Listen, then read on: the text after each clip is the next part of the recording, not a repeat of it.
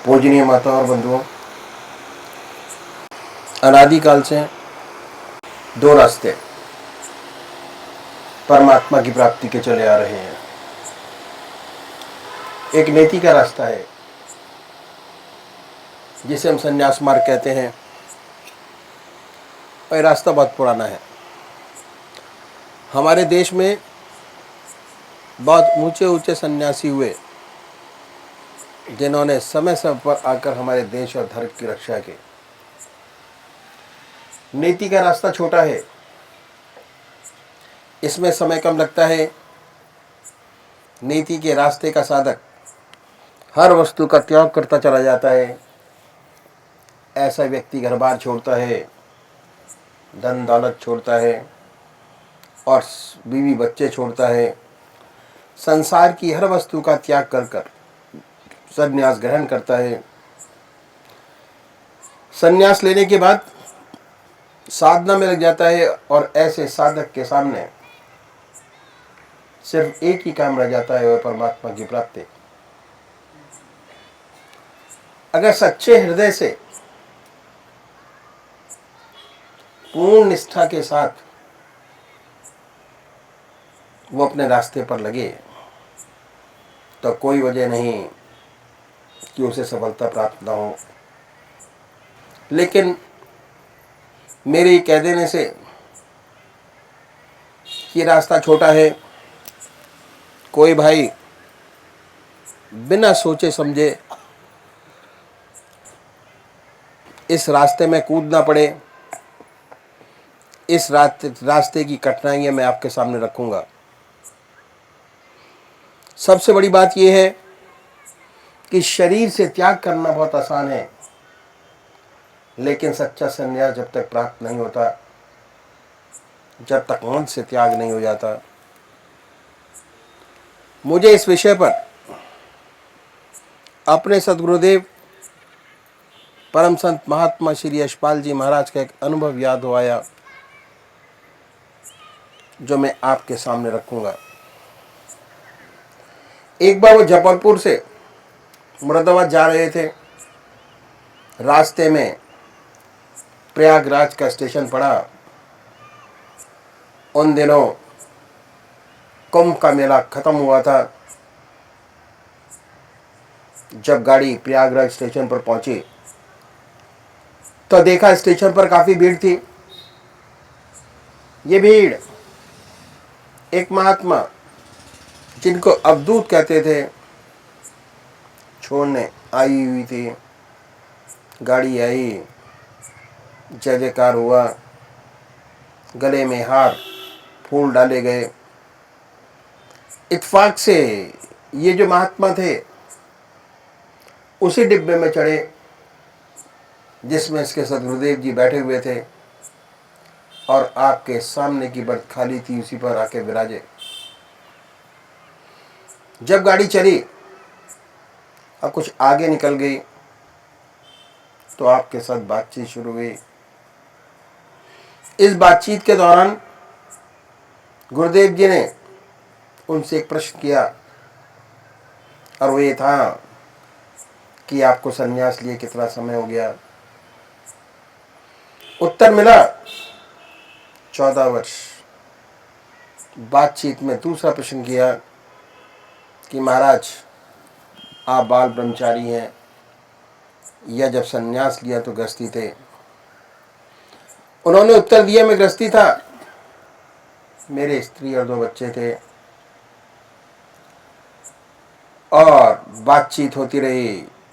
इसके बाद गुरुदेव जी ने आपसे प्रार्थना की कि महाराज एक प्रश्न और मेरे दिमाग में चल रहा है, और वो प्रश्न कुछ टेढ़ा है, इसलिए पहले से आप क्षमा करें और सांत्वना दें, आशीर्वाद दें कि मेरे इस टेढ़े प्रश्न से आप नाराज नहीं होंगे तो मैं प्रश्न करूं, अन्यथा नहीं। आगे प्रार्थना की कि मैं किसी के हृदय को दुखाना नहीं चाहूंगा। महाराज जी चुप हो गए और ध्यान में चले गए।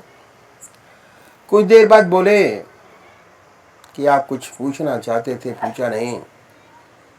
फिर आपने अपनी बात दोहराई कि महाराज, यदि आप नाराज ना हो, वायदा करें कि इस प्रश्न से आप नाराज नहीं होंगे तब प्रश्न करूंगा, अन्यथा नहीं। बोले पूछो। नाराज नहीं होऊंगा। तब गुरुदेव जी ने आपसे तीसरा प्रश्न किया, और ये था कि क्या अभी भी आपको अपने बीवी बच्चों की याद आ जाती है? यह प्रश्न सुनकर वो खामोश हो गए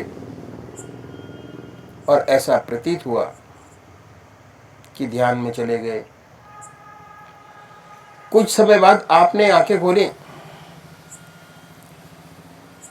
और कहने लगे कि बच्चा, सत्य यही है कि आज भी मुझे अपने बीवी बच्चों की याद आ जाती है, और जब मैं अपने गांव के पास से निकल जाता हूँ, जहाँ का मैं रहने वाला हूँ, कि याद बिल्कुल ताज़ा हो जाती है कि ये मेरी स्त्री, ये मेरे बच्चे, ये मेरा खेत, ये मेरा मकान।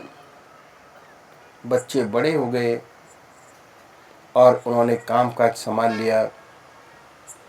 गुरुदेव जी ने आपके चरण छुए। वाकई में वो बहुत ऊंचे महात्मा थे, अवधूत थे, इसमें कोई शक नहीं। क्योंकि सन्यास लेते ही आश्रम बदल जाता है, और सन्यास के अपने यम नियम हैं। उनका न कोई बीवी, न बच्चा, न खेत, न मकान। शरीर से त्याग हो गया, लेकिन मन से त्याग करने में बड़ा समय लगता है। दूसरी बात एक और भी है कि त्याग का बड़ा अहंकार होता है। हम गृहस्थी लोग कभी कभी संसार से दुखी हो जाते हैं और अपना दुख सन्यासियों के पास जाकर कहते हैं कि महाराज, हम दुखी हैं, मन में शांति नहीं, चैन नहीं, कोई उपाय बतलाइए कि मन को शांति मिले। और ये उपाय भी बतलाते हैं, ऐसी बात नहीं। कहते हैं ईश्वर को याद करो, परमात्मा का ध्यान करो, इसी में सच्चा सुख और शांति मिलेगी। और हम गृहस्थी लोग करते भी हैं, लेकिन हो नहीं पाता। मजबूर होके चले जाते हैं। कहते कि महाराज बनता नहीं, कोशिश तो बहुत करते हैं, लेकिन ध्यान तो होता नहीं। तो अक्सर सुनने में ही आ जाता है कि भाई ये रास्ता सन्यासियों का है। आप तो गृहस्थी हो, तो सन्यासियों में शुरू शुरू से भावना हृदय में पैदा हो जाती है कि हम साधारण मनुष्य से कुछ अलग हैं। सूक्ष्म अहंकार अंदर ही अंदर पैदा हो जाता है। जहाँ अहंकार है वहाँ परमात्मा नहीं। दूसरी बात और भी है कि ज्यादातर व्यक्तियों में किसी न किसी परेशानी में पड़कर वैराग्य क्षणिक पैदा हो जाता है और संन्यास ले बैठते हैं। संन्यास लेने के बाद जीवन बदल जाता है। संन्यास के अपने यम नियम हैं, कठोर तपस्या, ब्रह्मचर्य, आसन की सिद्धि, प्राणायाम। बहुत से लोगों से तो बनता नहीं, और जिनसे बनता है वे कठोरता से अपने मन को साधते हैं। ऐसे इस अभ्यास में दबाव आता है, और दबाव के कारण बहुत सी रिद्धियां सिद्धियां प्राप्त हो जाती है। ऐसे महात्मा संसार में आते हैं संसार की सेवा करने के लिए, लेकिन उनके काम क्रोध, लोभ, मोह और अहंकार, ये जो दुश्मन इस रास्ते के समूल नष्ट हुए रहते सुप्त हो गए होते हैं, दब गए होते हैं। अभ्यास के प्रेशर से ऐसा मालूम होता है कि इन पर काबू हो गया, वास्तव में काबू नहीं हुआ होता। और जब ये सांसारिक वस्तुओं से संपर्क में दोबारा आते हैं तो ऐसी बहुत सी अनहोनी बातें सुनाई पड़ती हैं। तो वजह यही है कि जब परमात्मा की सच्ची प्राप्ति नहीं हो जाती तब तक काम, क्रोध, लोभ, मोह और अहंकार से छुटकारा नहीं मिलता। जिन्हें परमात्मा की प्राप्ति हो जाती है उनके ये मित्र हो जाते हैं, उनका इन पर नियंत्रण हो जाता है। तो ऐसा कोई उच्च कोटि का विरला होता है, और जो ऐसा होता है वह संसार का बड़ा कल्याण करता है, संसार को उससे बड़ा लाभ होता है। तो इस अभ्यास में दबाव शुरू से ही शामिल है। यदि आप किसी स्प्रिंग को खींच कर रखें, जब तक खींचा है, जहां हाथ से छूटा कहीं पर भी मार कर सकता है, माथे पर लग जाए, मुंह पर लग जाए, बिल्कुल यही दशा होती है। इस अभ्यास में शुरू से ही दबाव है और हर दबाव की प्रतिक्रिया साथ साथ सामने आ जाती है। ये सारी बातें हैं, इन सबको सोच समझकर सन्यास के रास्ते में कदम रखना चाहिए। और खासकर उन लोगों को जिनकी शादी हो गई है, जो गृहस्थ आश्रम में पदार्पण कर गए हैं, उन्हें तो सन्यास की बात कभी सोचनी नहीं चाहिए। करोड़ पीछे एक तो नजर आते हैं, जैसे महात्मा बुद्ध जो गृहस्थी थे, संसार छोड़कर चले गए और ईश्वर को प्राप्त किया। लेकिन 1000 पीछे 999 असफल होते हैं। न दुनिया रहती है न दीन। ऐसी बहुत सी घटनाएं सेवक के सामने आई, सब में असफलता, न इधर का रहा न उधर का। बच्चे छोड़े, नौकरी छोड़ी, कुछ ना कर पाया, बर्बाद हो गया। तो जिन्होंने गस्त में पदार्पण कर लिया है उन्हें 1000 बार सोचना चाहिए कि उनके लिए रास्ता नहीं है। जो बाल ब्रह्मचारी है और जिनका जन्म से ही संस्कार बहुत ऊंचा है, उनकी बात तो अलग है। उनके लिए अगर ये रास्ता पकड़ें तो बहुत अच्छा रहेगा। ऐसा व्यक्ति इस रास्ते में बहुत चमकेगा और करोड़ों का भला करेगा। हमारी ऐसी धारणा हो गई है, और अक्सर ये सुना जाता है कि हम गृहस्थियों के पास कोई रास्ता नहीं।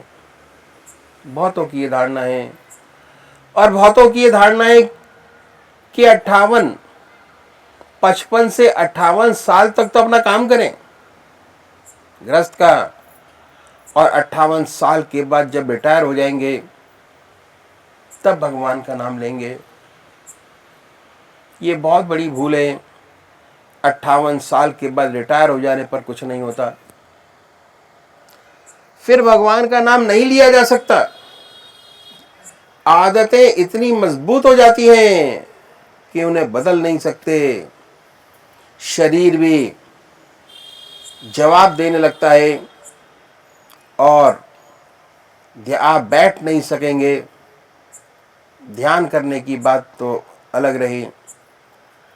तो ये भावना हमारे अंदर जो आ गई है बड़ी गलत है, और अधिकतर लोगों की ये भावना है कि 58 साल के बाद पूजा पाठ करेंगे, परमात्मा का नाम लेंगे। अभी से भगवान का नाम लेकर क्या करना, बहुत गलत है। फिर नहीं होगा। जो कुछ बनेगा आज बनेगा, अभी बनेगा। तो गृहस्थियों का रास्ता ही बहुत पुराना है जिसे हमने बुला दिया, बड़ा ऊंचा रास्ता। आपने राजा जनक का नाम सुना होगा। राजा जनक को विदेह कहते थे। कितना बड़ा महात्मा, कितना बड़ा ब्रह्मज्ञानी हुआ। उसके ज़माने के महर्षि अपने शिष्यों को उनके पास भेजते थे परीक्षा के लिए कि अगर राजा जनक कह दे कि ब्रह्मज्ञानी है तो है, नहीं तो नहीं। वह राजा था। राज का कितना कार्यभार उनके ऊपर था, कितनी जिम्मेदारियां थी। उन सब जिम्मेदारियों को भली भांति निभाते हुए इतना ऊंचा ब्रह्मज्ञानी। और हमारे आपके पास तो जिम्मेदारियां बहुत कम है। जब एक राजा ब्रह्मज्ञानी हो सकता है, हम आप क्यों नहीं हो सकते? जरूर हो सकते हैं। तो ये रास्ता भी बहुत पुराना है जिसे मैं आपके सामने रखूंगा। इसे कहते हैं इति मार्ग। इस रास्ते में हम अपने जीवन में एक चीज बढ़ाते हैं, घटाते नहीं। वो क्या है? परमात्मा का नाम, भगवान का नाम, अपने इष्ट देव का नाम। और परमात्मा का नाम एक ऐसी बड़ी ज्योति है, अगर सच्चे तरीके से हृदय में जागृत हो जाए, अंधेरे को अपने आप दूर करती चली जाती है। जहां प्रकाश है वहां अंधेरा नहीं। लाइट आई कि अंधेरा गया।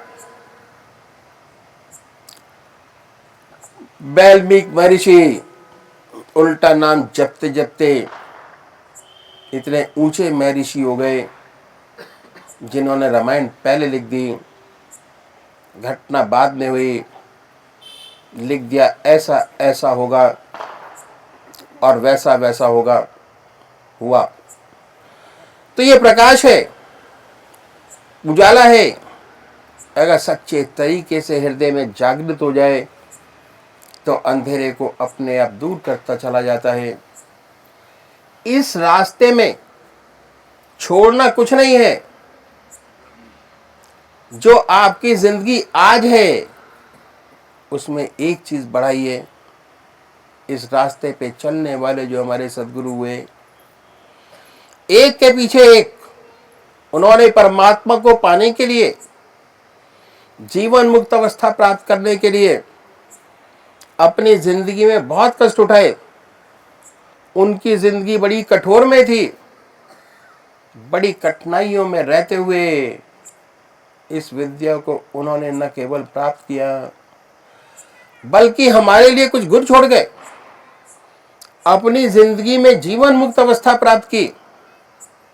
जीवन मुक्त अवस्था प्राप्त करना हमारा लक्ष्य है।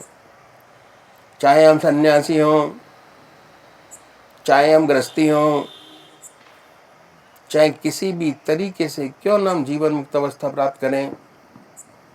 ज्ञान मार्ग से, कर्म से, ध्यान से, संन्यास से, गृहस्थ से जीवन मुक्त अवस्था प्राप्त किए प्राणी में दो बात विशेष पैदा हो जाती है।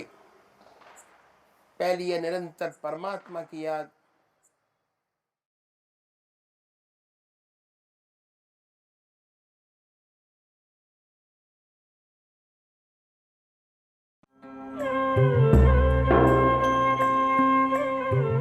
ध्यान योग के कार्यक्रम आनंद योग से निशुल्क जुड़ने के लिए संपर्क करें 9810239677।